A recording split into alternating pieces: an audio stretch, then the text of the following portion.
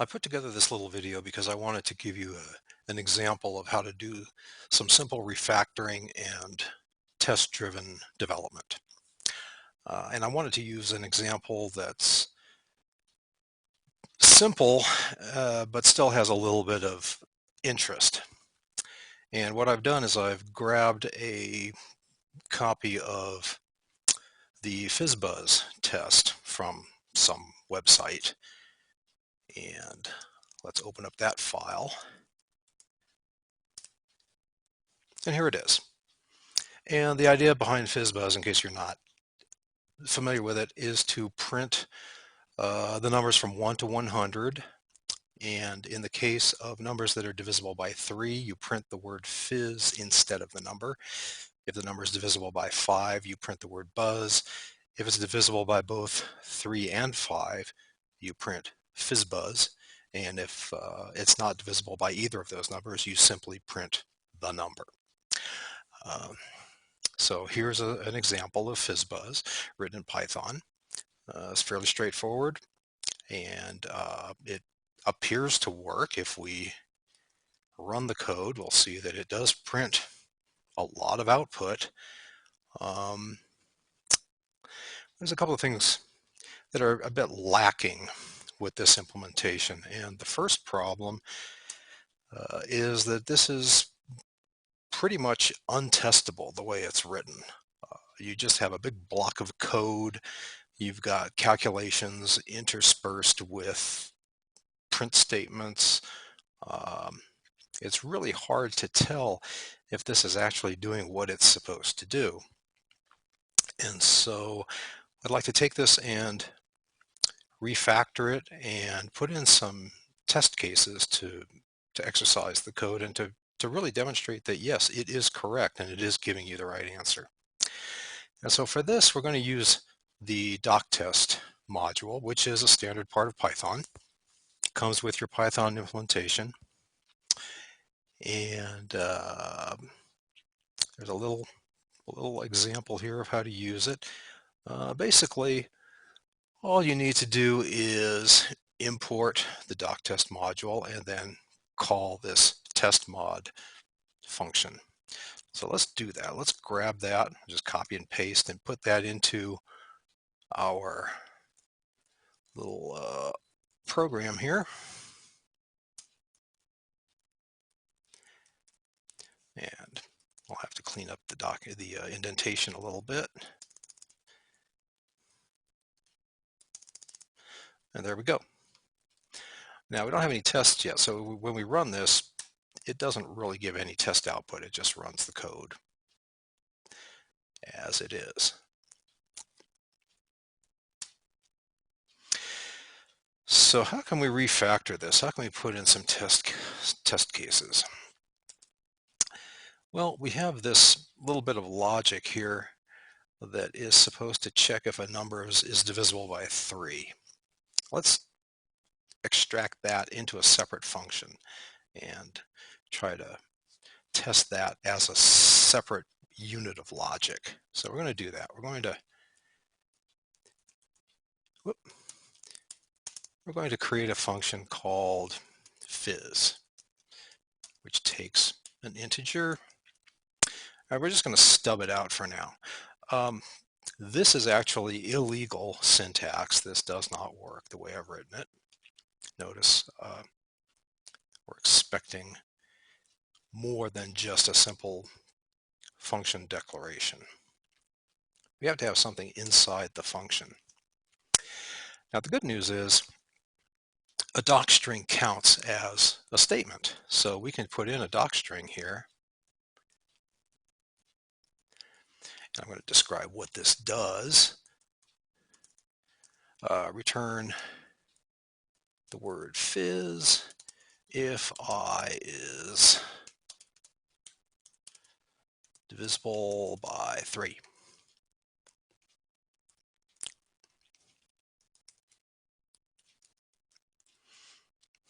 Okay, that's enough to make Python happy.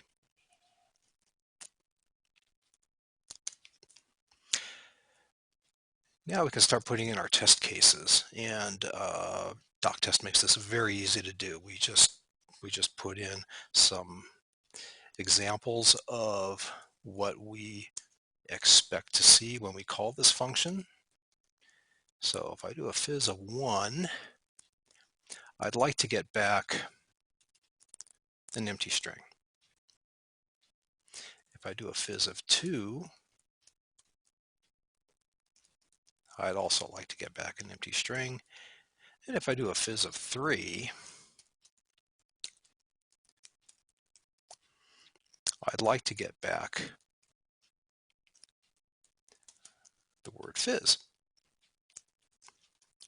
Save that and run it. And of course, we've got failures all over the place because we haven't written any code yet. This is how you do test-driven development.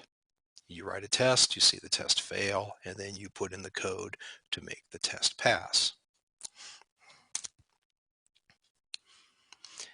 So based on the logic that we have here, we can sort of plug in something equivalent. Let's just see what we've got here. We're going to say if I modulo 3 equals 0, if there's no remainder, then we return the word fizz, else we return an empty string. Let's see what that does for us.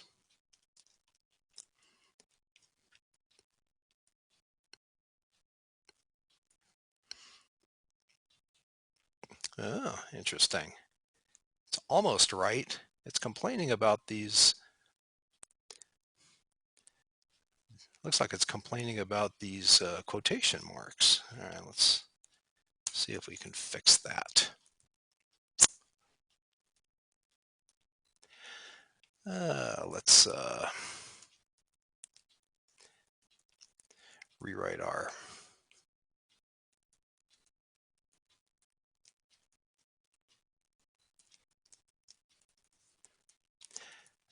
test cases a little bit.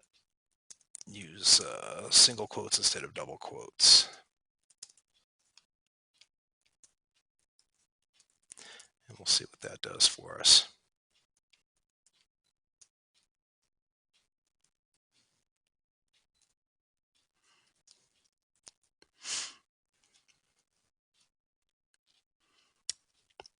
Expected that, got that. Interesting. Why is that not working? Maybe because we have extra blanks there at the end of the line. There we go. Yeah, so the test harness is a little fussy about what it expects,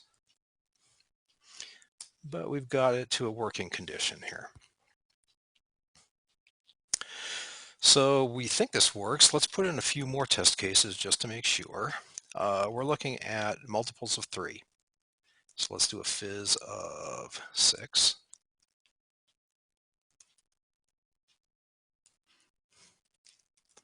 Still works.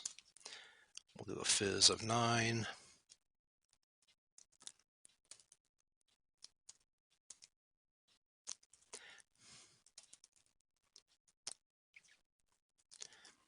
Still works. I'm satisfied that's working. So I'm going to do the same thing with the buzz calculation. I'm going to define a function named buzz, which takes an integer,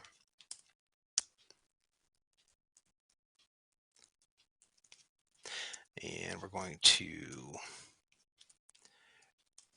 return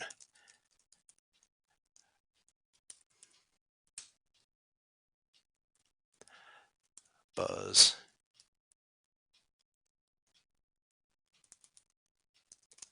if I is divisible by 5 this time.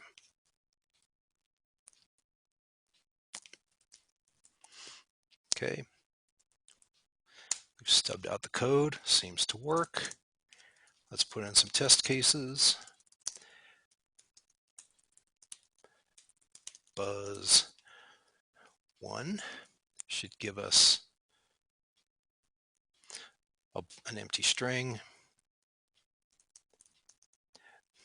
Buzz2 should also give us an empty string. Buzz3 should give us an empty string. And let's do 4 and 5 just for completeness. 4 gives us an empty string. 5 should give us the word buzz. Of course, a lot of failures because we still have to write the code. Okay,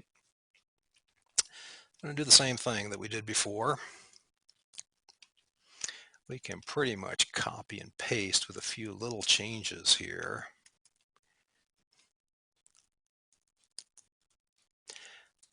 Instead of 3, we want to do 5. Instead of fizz, we want to do buzz. Everything is still working. Good. Still not sure if the output is correct. There's a lot of text that I would have to go through here and check every single line of output to verify that it's working.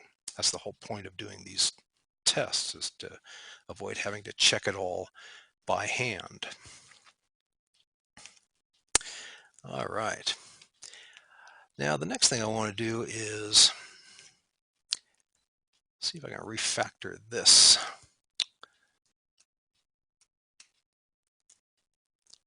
So let's do this.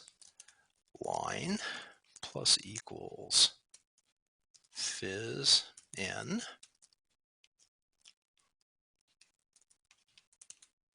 Line plus equals buzz n. What do you think? Is this going to work? Let's find out. Kind of looks the same.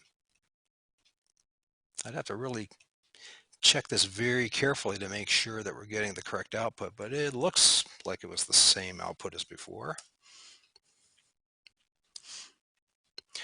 Now, I'd like to take all of this logic and factor that out so that I can test it. So let's do that. I'm going to create another function. I'm going to call it FizzBuzz. Takes I as a parameter.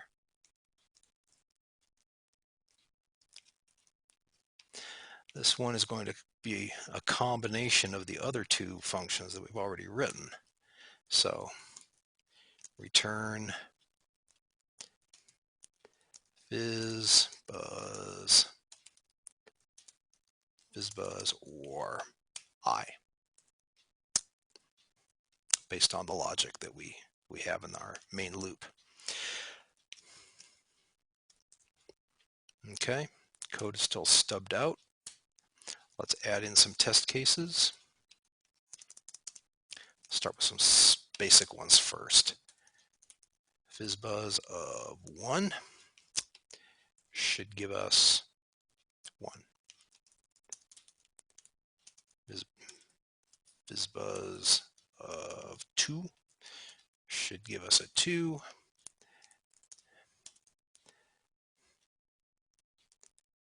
FizzBuzz of 3 should give us a fizz.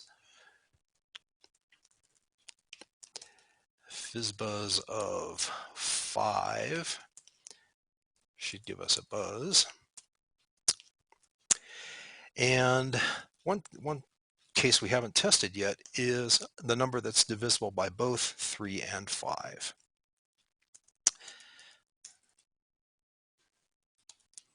So if we do a FizzBuzz of 15, which is a multiple of both 3 and 5, we should get FizzBuzz as the answer.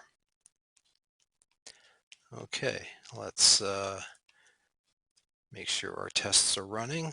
Lots of failures there. That's a good thing in this particular case. Let's add in the code.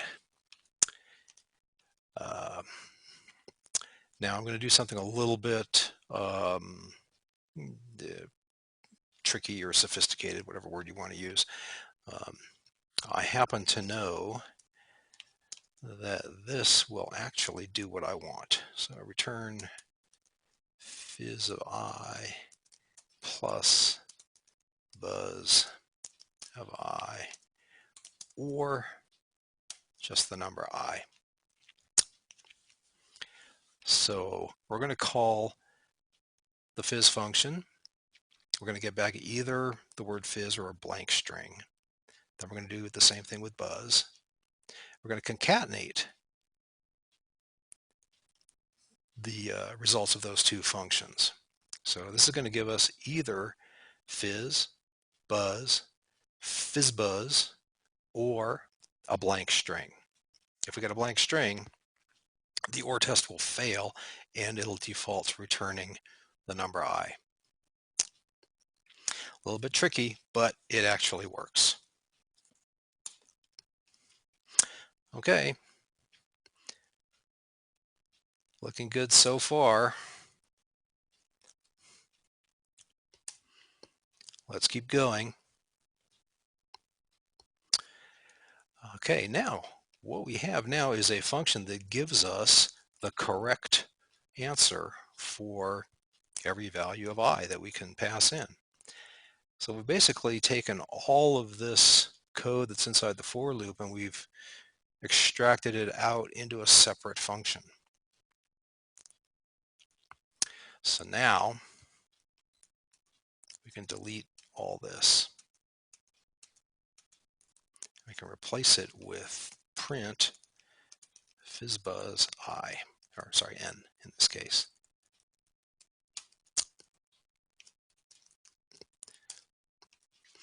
Looks like we're getting some correct results here.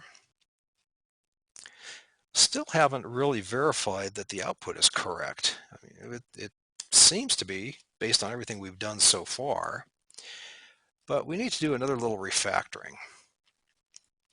And what I'd like to do is change how we call FizzBuzz. And instead of passing in a single number, I'd like to pass in a list of numbers. And what I'd like to do is return a list of results. And you'll see why in just a second here. So I'm going to use a list comprehension.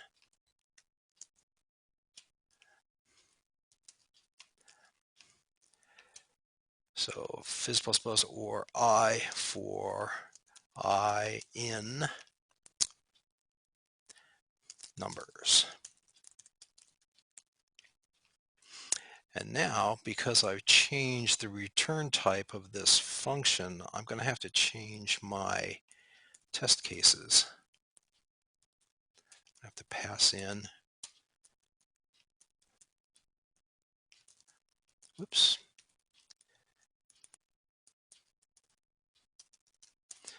pass in lists instead of individual single numbers.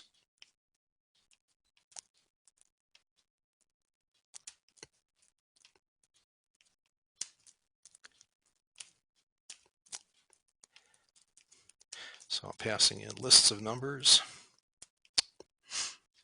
and my return is also going to be a list.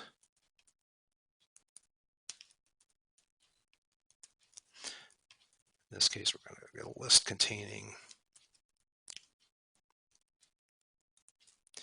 a single word.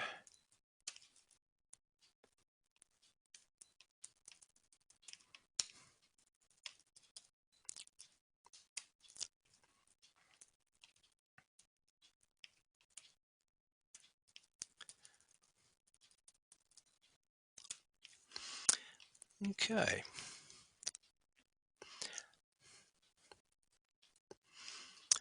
Now, I'm going to comment this out briefly here because I know this is going to explode with all the changes I've made. All right, the test ran with no failures.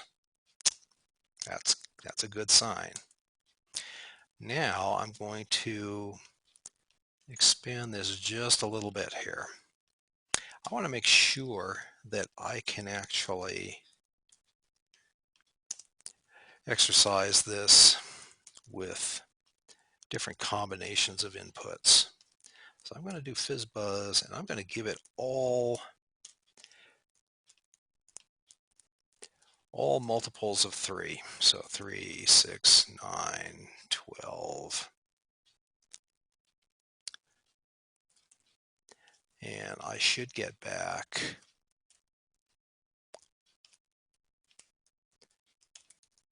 fizz, fizz, fizz, fizz. That worked. One more quick test just to verify that things are working properly. This time I'm going to pass in 15, which should give me a FizzBuzz because 15 is divisible by both 3 and 5.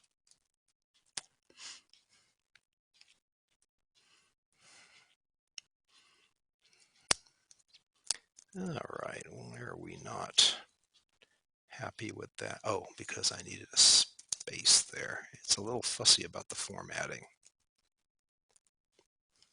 And we're still working. Okay. Now the reason I did all that extra work of changing the parameter and the return type to be lists is because I'm still not convinced that we're printing the correct number of values. So let's try this. I'm going to say results equals FizzBuzz range 1, comma 101, and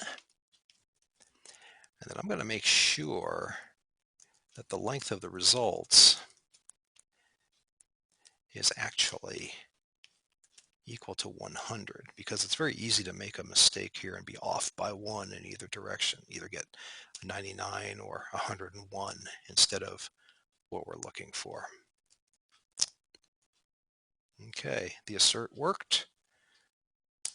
We're good. Now,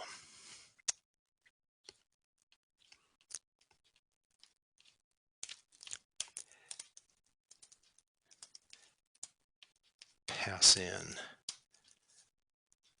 the list of numbers to FizzBuzz. And instead of doing that, we just print n.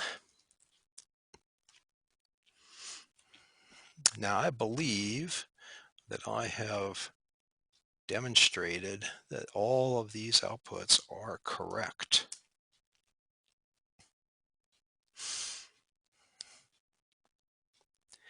And so that ends the demonstration.